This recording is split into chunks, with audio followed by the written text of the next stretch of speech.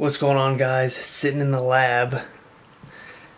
Why do rappers call the recording studio the lab? But anyways, working on some videos. I'm going out of town next week on vacation, so I'm really trying to double time everything so that I can remain or keep a constant upload schedule. Goal for this week, 4 videos. Goal for next week while I'm on vacation is 3 videos. So I gotta make double the videos this week just so I can have stuff to upload.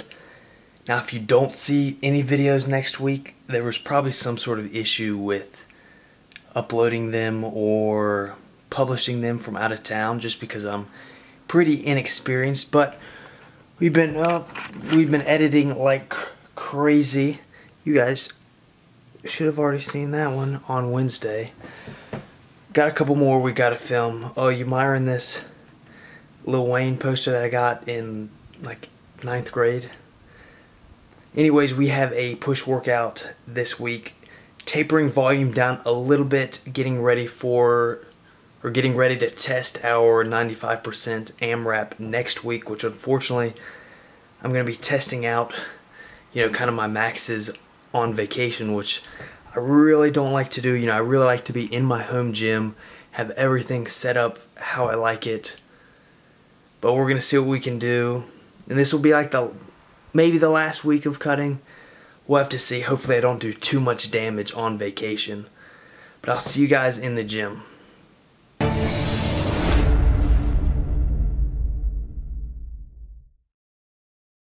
Very easy workout today. It was strength for my pushing movements, but like I said before, we're tapering the volume down.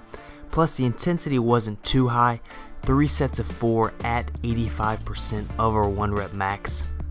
Now the numbers I'm using are based off of my touch and go max, so then I just subtracted 10 pounds since I'm doing paused, and that seems to be about where I'm at. Now this is one of the better bench sessions I've had in a long time. Lately my form has been feeling all awkward, but today it actually went pretty well. One of the things I was really focusing on was rowing the bar down to my chest, so really trying to activate my lats during the eccentric portion of the lift. That way I'm super tight at the bottom and I have a very firm foundation to press from. The second cue that really helps me, which is almost opposite of what you hear most, powerlifting coaches and all them instruct, typically they say push back towards your face, but for me, I always feel so weak and just like I can't apply proper force to the bar. When I do that, what really has worked for me is thinking decline bench. So as I'm at the bottom, I try to really dig my traps in and arch my back as hard as I can, trying to turn the bench into a decline bench and almost push away from me. Now, obviously the bar still moves back towards my face, but just thinking of doing a decline bench pushing towards my toes has really helped me, dig my back hard into the bench and press myself into the bench instead of pressing the bar away from me. So when it comes to cues, a lot of people like to throw out cues and think they're just blanket for everybody, they'll work for everybody, but it's really individual. You have to find what mental cues work for you, because even one, as tried and true as, push towards your face just hasn't ever worked for me. Now we moved on to 9 sets of 4, same as we did in the previous video with rows, but we did it for overhead press using 105 pounds here. Felt pretty good today, although my form looked a little sloppy on some of the earlier sets.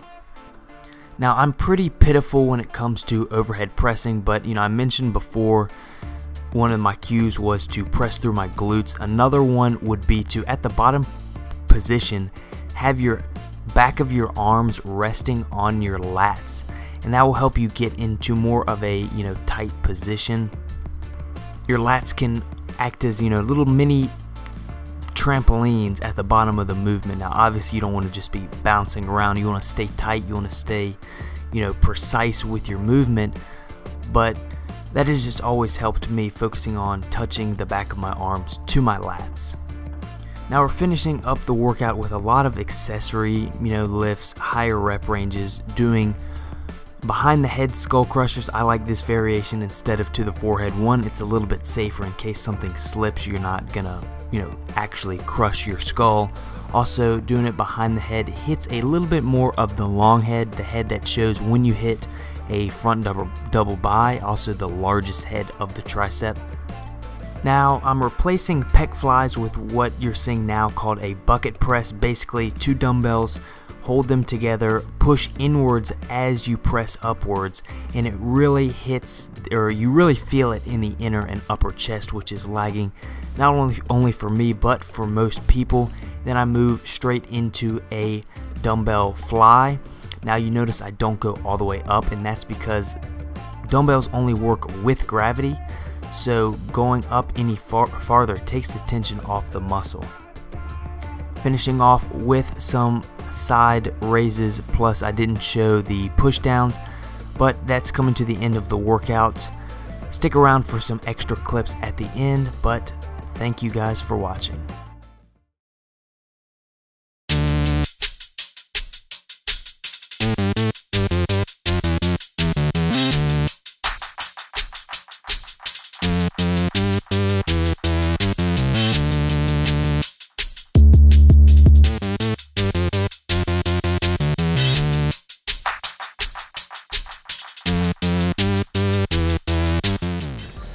Just got home from the gym, so you know what that means, the post-workout ice cream. As always, been eating this Edy's Slow Churned, which on the West Coast it's Dryers, which who knows why they changed the name. But anyways, this stuff is fantastic as far as taste to macro ratio.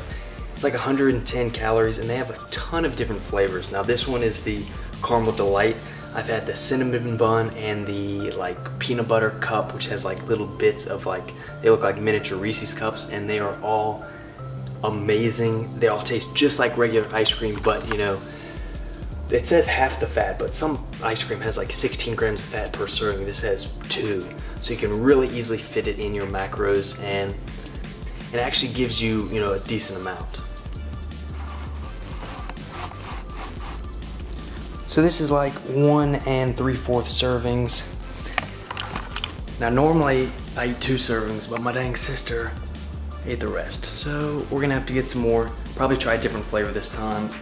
There's one store that has 30 flavors, but the Walmart closest to me only has vanilla and caramel. So we're gonna have to maybe make a special trip and try out eventually all the flavors. Now, I don't want you guys to get the wrong idea. I don't just eat ice cream and candy all the time.